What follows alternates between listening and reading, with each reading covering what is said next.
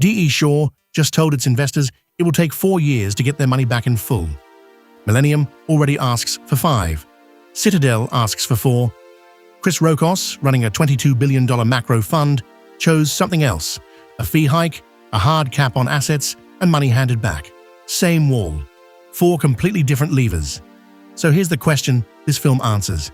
If a longer lockup is worth real money, why aren't the funds asking for the longest ones paying you for it? In June, D.E. Shaw told clients it was stretching the time to fully exit its composite fund to 4 years, 6.25% released every quarter starting the 1st of January 2027. Its second fund, Oculus, moves to 3 years. The firm's own words, a broader industry trend of tighter liquidity, terms that protect portfolios. Bloomberg named the comparison directly. This move joins similar actions by Millennium and Citadel. That comparison checks out, and it predates D.E. Shaw by years. Millennium stretched its full redemption period from 1 year to 5 and kept expanding it. Citadel takes up to 4 years to withdraw a large share of its capital. Balyasny locked new money for 2 years in 2023, then cut quarterly withdrawals to roughly a 3-year exit the year after. Brevan Howard's shift is starkest. 70% of its $11.4 billion alpha strategies platform now needs at least 2 years, against 3 months' notice on the same money 3 years earlier. There's real science behind calling this protective.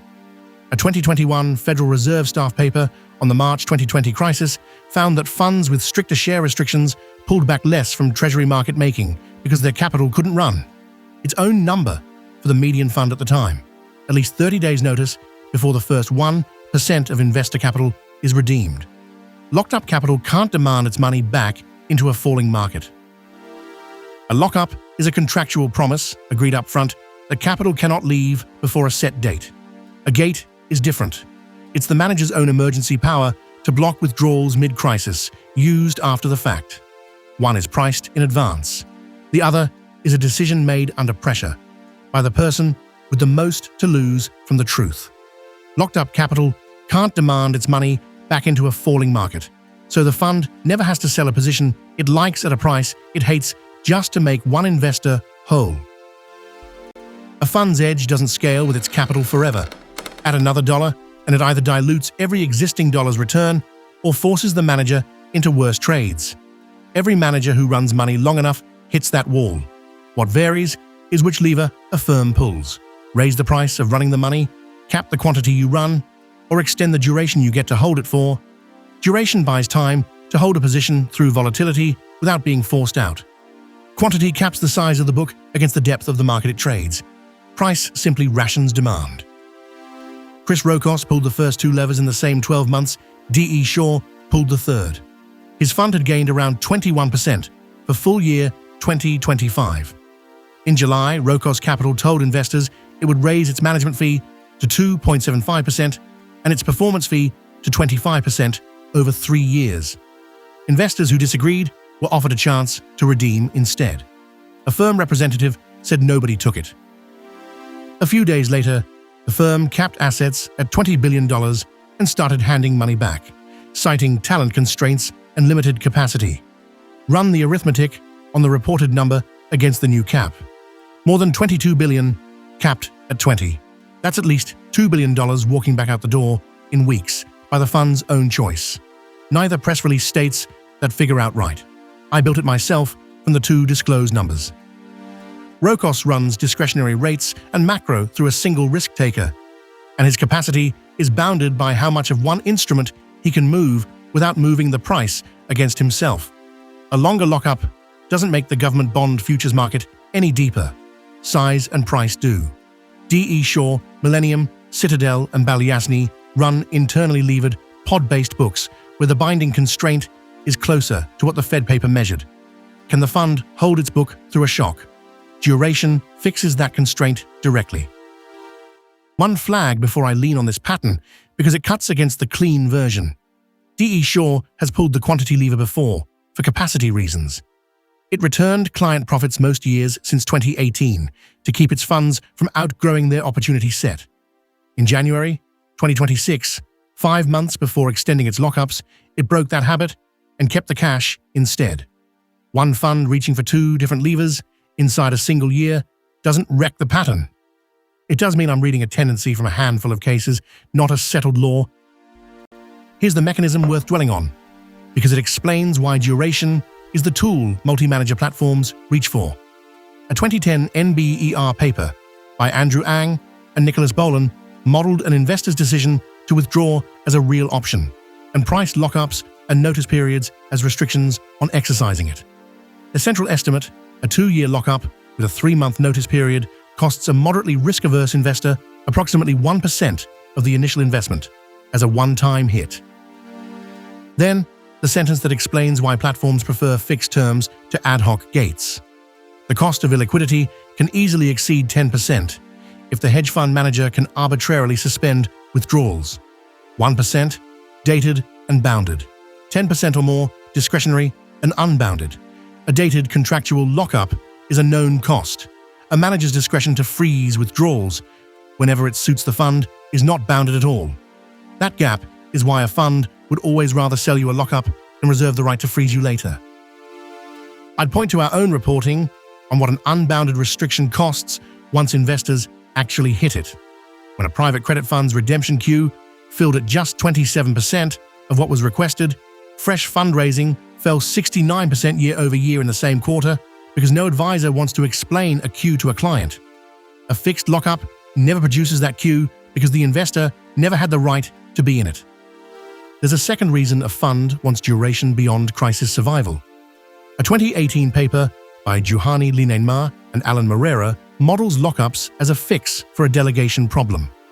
An investor uncertain about a manager's skill can always redeem after one bad quarter, so a manager with no lockup protection has an incentive to chase short-term optics over trades that only pay off years out.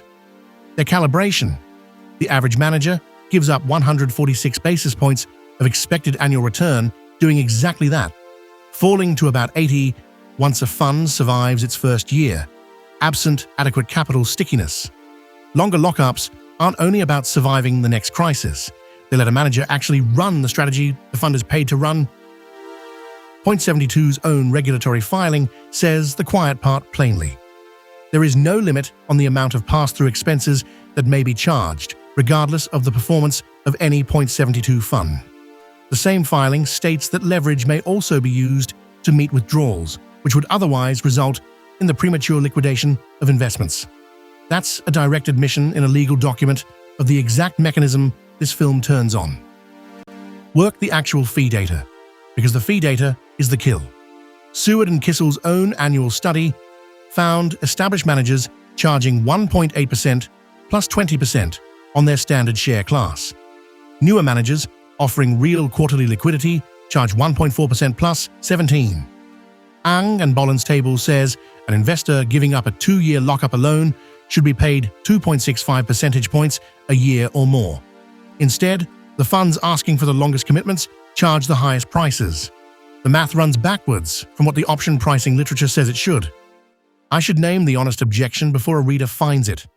Established managers aren't only asking for longer lockups, they also have longer track records, closed books, and reported sharp ratios above the industry norm, any of which could justify charging more with duration, doing no work at all. An industry average can't fully separate those variables. What the comparison does show is that duration and a higher price now arrive bundled together, and nobody is being paid for the difference. The same firm's newer manager data shows the tightening is concentrated exactly where multi-strat platforms sit. Lockups, or investor-level gates in non-equity strategies, rose from 71% of new launches in 2023 to 90% in 2024. The equity fund figure moved the other way, down to 72 from 78. I'd call that the real discriminator between this is protective and this is an unpriced option the platform is extracting. The same numbers show the discount exists, just not for the investor paying for the lockup. Around a third of established funds run a separate founders class, reserved for the manager's own capital or the earliest backers, at an average fee near 1.2%, against 1.8% for everyone else in the same fund. The platforms can and do discount for the money that arrives earliest or matters most to the relationship. It just isn't indexed to how long an ordinary investor's capital sits locked up. Balyasny has, to its credit, said the quiet part out loud. Clients were reportedly told that locking up their capital helps it to attract top talent and invest in infrastructure such as technology. That's a real defensible reason to want duration. It's a reason about funding the business, and it puts the platform's own benefit in plain words, instead of the fire sale story that gets told when a reporter asks why lockups are getting longer industry-wide. The Fed's crisis paper and my own read are actually in conflict, and here's the distinction I'd draw, because a sharp reader will spot the gap otherwise. Duration solves the investor redemption channel of forced selling. It does nothing for the correlated positioning channel, where several platforms run similar trades with similar leverage, and something forces all of them to unwind at once, regardless of any single fund's own lockup terms. That channel showed up directly in March 2026, when a geopolitical shock triggered a synchronized unwind across the largest multi-strat platforms. Millennium and Point72 each lost roughly $1.5 billion. Citadel lost about $1 billion in its fixed income and macro book. Balyasny lost about $1 billion firm-wide, roughly $700 million of it in fixed income. None of that capital was fleeing an investor redemption. A 4-year lockup wouldn't have stopped a single dollar of it. Don Steinbrugger, whose firm polled roughly 2,500 institutional investors, has been hearing exactly this worry. Some people are concerned that the same trades are owned across these platforms, and there could be systemic risk if all of them were selling at once. His poll found an 8% year-over-year decline in institutional interest in multi-strategy funds. A separate Goldman Sachs read found only 15% of allocators still increasing exposure. Citadel's own disclosures explain where 4 years actually comes from, and show the industry hasn't gone all in on this trade. Roughly 70% of its investor base can still redeem 1/16 of their capital every quarter on 60 days' notice, no penalty, which is exactly 16 quarters to fully exit. That's the majority tranche the 4-year figure describes. Only the remaining 30% sits on the rolling 2-year lockup. Most capital stays relatively liquid on a fixed schedule, and a growing minority buys the fund real duration. Use this as a rough heuristic anywhere a manager announces a capacity move, because the lever tells you something the press release won't. A fee increase on its own says the strategy has gotten scarcer. An AUM cap paired with a capital return, Rokos's move, says the manager hit a hard ceiling and is shrinking the book. A lockup extension with no fee change says the manager is buying insurance against your own behavior and charging you for it instead of paying you. Some large allocators have stopped waiting for the fee side of this bargain to fix itself, and that pushback gets less attention than the lockup headlines.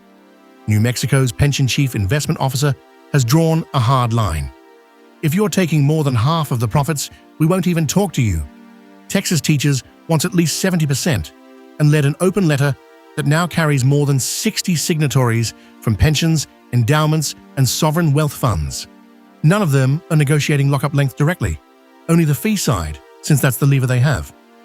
Man Group's own chief executive made a version of this argument from inside the industry back in 2021, and it still reads as live today. Luke Ellis, whose firm now runs roughly $254 billion without the platform pass-through model, said then, "It's really important that most of the alpha goes to the clients. The client is the one taking all the risk, and the client should get the majority of the rewards." I read that less as a moral stance than a competitive one. Here's what would prove me wrong, dated and on the record. If a major platform's next extended duration share class launches with a fee discount sized to the added illiquidity, 2.65 points a year or more, that's direct evidence the trade is priced fairly. I'd also revisit this if Seward and Kissel's next established manager study, usually published mid-year, shows the fee gap narrowing instead of widening. Both tests are public and dated. The fee data runs backwards. Option pricing theory says a 2-year lockup should pay an investor 2.65 points a year or more. Established managers charge the highest fees for the longest lockups anyway. Watch for one thing. Does the next extended duration share class actually come with that discount, or does the gap just keep widening? Sources, filings, and the full worked arithmetic are in the article and the accompanying research note.